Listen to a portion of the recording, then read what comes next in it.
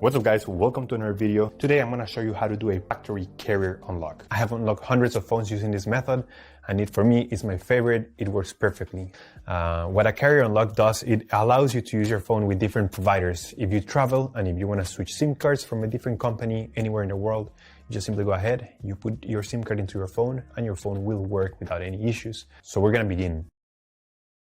The first thing you have to do is to open your phone's application, just as if you were going to make a call.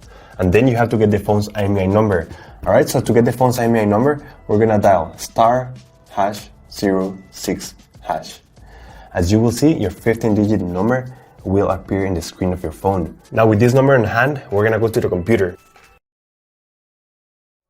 We're going to use this website to request the unlock code to unlock this phone. So first you need to fill in the information about the phone you want to unlock in this form. Processing times may always vary, so be very patient. It may be very fast sometimes, but sometimes it may also take a little bit longer, so just keep that in mind.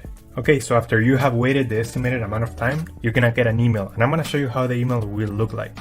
And as you can see here, I got this message and it confirms that the phone has been unlocked. Let me know if you have any questions, just leave them on the comment section down below and I will try to answer all of them. Thank you so much.